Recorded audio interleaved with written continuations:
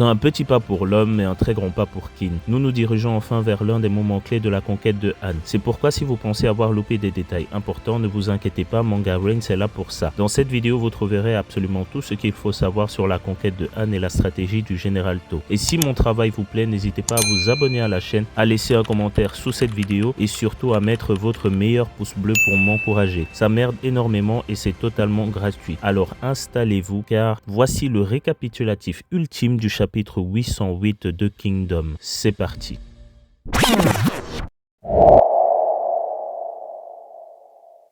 La première théorie porte sur le bluff que pourrait tendre Qin au royaume de Han. Le plan consisterait à mettre un énorme coup de pression à Han afin de les pousser à capituler. Qin n'aurait pas envoyé 100 000 hommes derrière l'armée de To. C'est pourquoi dans cette théorie, To, Shin et Rokuomi avanceraient de manière frontale vers la capitale de Han, montrant qu'ils sont prêts à se battre à tout moment en attirant la totalité de l'attention des forces armées au vu du nombre de soldats de Qin se dirigeant vers Nanyo.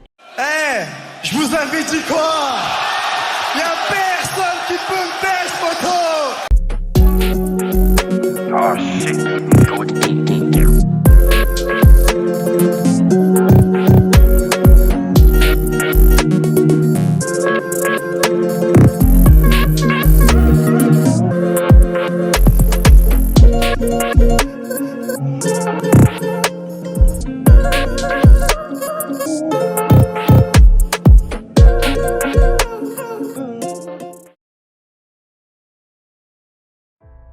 Ce chapitre débute avec l'arrivée de l'unité Shin dans les murs de Nanyo, suivi de près par l'arrivée du grand général To. Cette première page est tellement importante puisqu'un élément essentiel nous est directement donné par l'auteur, c'est-à-dire la première étape de la conquête de Han. To nous confirme que cette première étape est une réussite, c'est une victoire sans bain de sang. Ils ont réussi à prendre une ville sans combat. C'est pourquoi c'est exceptionnellement réussi, montrant que le but de Qin est de s'installer à Nanyo temporairement car ils ne vont pas se précipiter vers Shintai. Selon moi, dans le prochain chapitre, Qin atteindra enfin Nanyo. Ils se rendront compte que la ville a totalement été laissée par la majorité des soldats qui se dirigent actuellement vers Shintai. L'auteur nous a fait comprendre avec la case mentionnant Kanki qu'il est réellement possible de duper et de faire peur et donc de bluffer Han. C'est une information capitale qui conforte le fait que la tactique de Qin est adaptée à un royaume comme celui de Han. Peut-être aurons-nous droit à une conversation entre To et Ryoan. Ensuite, ce que je vous avais dit dans la partie théorique de la revue précédente arriva. Nous avons enfin une conversation entre To et Ryuan. Et ce qui m'intéresse le plus dans cette conversation, c'est le fait que Ryuan enlève le symbole qui fait de lui le souverain du château de Nanyo, montrant une nouvelle fois qu'il est une personne très importante pour Han car il veut surtout protéger son peuple. Comme l'avait dit le chancelier Shu, Ryuan est une personne très talentueuse. On le constate aujourd'hui car il va sûrement être une personne très importante pour la conquête de Han, puisqu'il nous donne l'impression qu'il sera très diplomate vis-à-vis de l'envahisseur. Ryuan se présente à l'armée de Qin en disant que la cité de Nanyo se rendait complètement. Bien que cela ne se fasse pas normalement, toute la ville restera obéissante. Il ajoute qu'il espère que les habitants ne seront pas opprimés. Ensuite, il prend la parole en disant que des fonctionnaires vont bientôt être envoyés par Kanyo et que jusqu'à leur arrivée, c'est lui qui sera le souverain temporaire. Puis, Rokuomi demande à Shin ce qu'il en pense, puisque Nanyo est une petite ville et qu'ils ne peuvent accueillir toute l'armée de Qin. Il se demande s'il ne faudrait pas expulser la moitié des résidents de Nanyo. To nous rappelle une nouvelle fois pourquoi il a un général complet, puisqu'il a déjà la solution à ce problème. Ceux qui entreront dans la ville seront les soldats aguerris et le reste de l'armée devra camper à l'extérieur de la ville. To dit à son armée qu'il est strictement interdit de provoquer des incidents dans la ville. Il demande à ses généraux de ne surtout pas baisser leur garde. Nous voyons la réaction de Shin et Rokuomi, Ryuan et les anciens du château de Nanyo, ainsi que les autres membres de l'armée de Qin. Ils sont surpris de l'ordre donné par le général To. Du côté de Nanyo, ils ont l'air plutôt satisfaits d'entendre les paroles prononcées par le général To. Après ça, un des habitants de Nanyo hisse le drapeau de son royaume, montrant son opposition vers l'armée de Qin. Tous les membres des anciens de Nanyo sont choqués, Ryuan le premier. Il se précipita vers l'armée de Qin, leur demandant pardon, disant qu'il est vraiment désolé. Du côté de Qin, il rappelle à Ryuan que baisser sa bannière est probablement la chose la plus élémentaire à faire pour un château qui se rend. Les habitants de Nanyo disent que ce sont les frères Tae et que Qin avait tué leurs parents il y a 5 ans. Tout le fait que, contrairement aux autres habitants, ils ne veulent pas se rendre. Ryuan dit qu'il a sûrement la entière responsabilité en tant que souverain du château. To et demande à être puni à leur place. To lui fait savoir qu'il n'a rien à se reprocher et qu'en plus il est inutile de baisser les bannières de Han. Il lui propose de hisser toutes les bannières qui ont été abaissées afin que les bannières de Qin se hissent à leur côté. C'est ici qu'on comprend toute l'importance qu'aura To pour Qin, parce qu'il nous montre qu'il est primordial de prendre Han de la bonne façon. C'est-à-dire, conquérir Han par la force est une chose, mais affranchir Han et s'approprier tout un pays en est une autre. C'est alors qu'arrive quelque chose d'incroyable. Le drapeau de Han et le drapeau de Qin sont l'un à côté de l'autre. Je ne sais pas si vous vous en rendez compte, mais c'est absolument masterclass. Pourquoi? Parce qu'ils sont en train de conquérir complètement Nanyō, pas par l'épée mais législativement, ce qui fait que le château de Nanyō pourra plus facilement intégrer le fait de s'unir au royaume de Qin. Ensuite, nous avons une discussion entre Kyokai, Rokuomi, Shin en compagnie de Karyoten. Ils se demandent s'ils ne vont pas directement attaquer la capitale, ou alors s'ils vont stationner à Nanyō. Ce moment de réflexion nous fait comprendre qu'ils sont en train d'attendre le bon moment pour se lancer vers la capitale. Qin ne se précipitera pas vers Shintai, il reste énormément de choses à faire à Nanyō avant d'y aller. Karyoten pense que prendre Nanyō n'a pas complètement réglé le problème. Maintenant, il faudra un plan pour prendre Shintai, car ils ne pourront pas le faire en combat puisque l'armée située à Nanyō n'a fait que se déplacer vers la capitale. C'est alors que le moment le plus important dans cette page arrive, car Kyokai, elle, reste persuadée qu'ils ne se battront pas, et Shin se demande ce qu'il est censé faire en restant à Nanyō. Ce que Qin fera en restant à Nanyō, c'est entraîner les troupes, car la plupart des 160 000 soldats avaient été enrôlés de force et à la hâte. C'est pourquoi ils vont prendre le temps de les former. Ensuite, ils attaqueront l'armée située à Shintai. Karyoten pense que malgré une forte préparation élémentaire, cela ne suffira pas pour conquérir Shintai sans trop de pertes. On lui informe que c'est un ordre qui vient directement du grand général To et qu'il a demandé à ce que ce soit exécuté sans discussion. Pendant ce temps, To est en train de traverser la cité en compagnie du seigneur Ryuan. Rokuomi trouve que To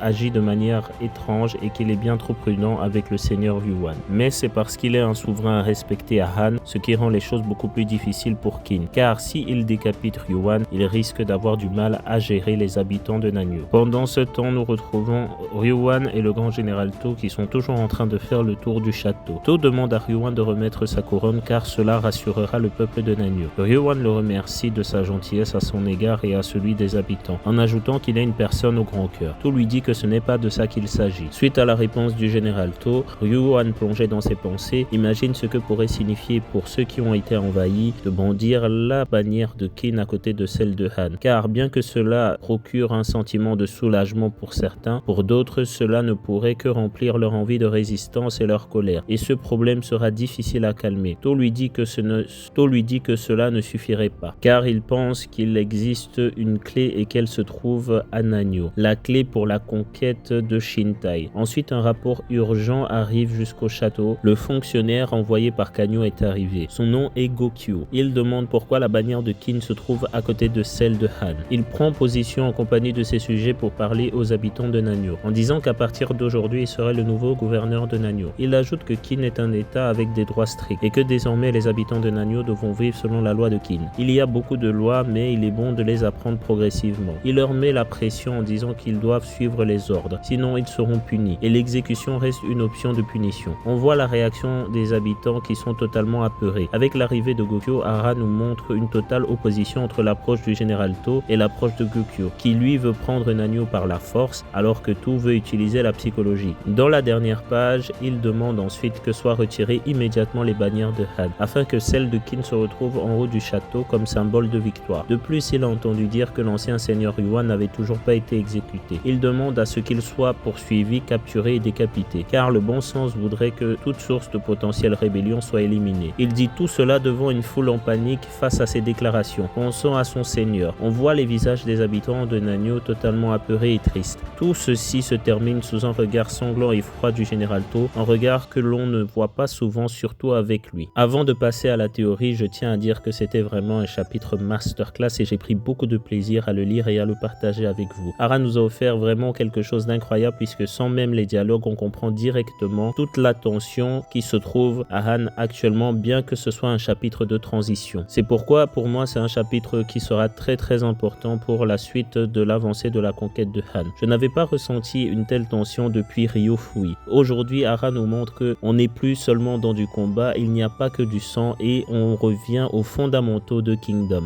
Ça annonce du très lourd pour la suite. On se dirige vers une campagne courte mais violente, surtout sur le plan diplomatique, car tout se jouera lors de la bataille autour de la capitale.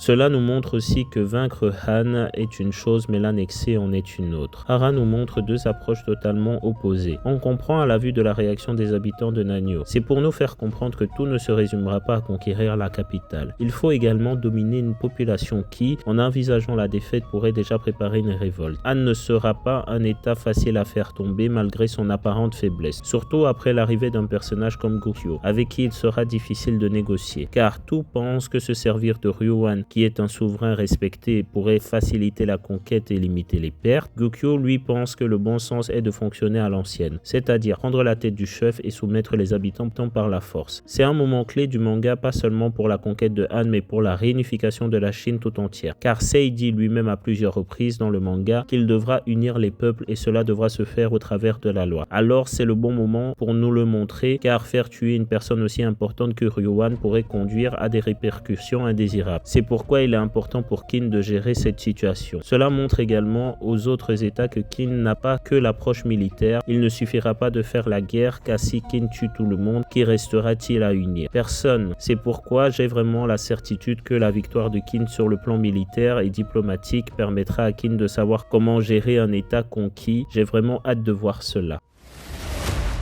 Dans cette partie, on va essayer de se projeter sur le général To. Que va-t-il faire? Comment va-t-il réagir? On voit un regard qu'il ne nous a montré que très peu de fois. Et beaucoup pensent qu'il pourrait tuer Gokyo ou encore que cela sera un piège de Kin. Malgré cela, je pense qu'il est important de rappeler qu'un grand général n'a pas tous les pouvoirs. Certes, il a reçu la liberté de faire la guerre sans passer par le roi, mais cela ne signifie pas qu'il peut faire tout ce qu'il veut. Donc, même si To doit agir, il y a peu de chances qu'il s'en prenne directement à Gokyo. Je pense que To a un autre plan et il devrait s'arranger directement avec Ryuan. Car c'est sûrement Ryuan qui serait la clé dont avait parlé To. C'est-à-dire qu'il est sûrement lié à ce dont parlait To, et si To parvient à relier cela à sa cause, tout pourrait alors aller plus vite pour Kin. Kyokai est convaincu qu'ils ne se battront pas. Ayant rarement eu tort dans le manga, on peut lui faire confiance. C'est pourquoi j'ai hâte de voir les prochaines actions de Kin qui seront sûrement déterminantes pour la victoire de Kin contre Han.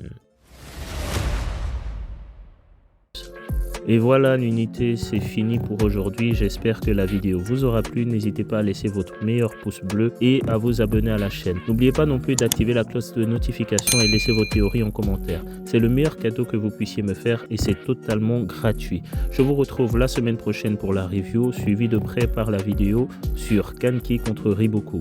A bientôt pour de nouvelles batailles épiques et de nouvelles aventures. C'était Manga Brains. Ciao.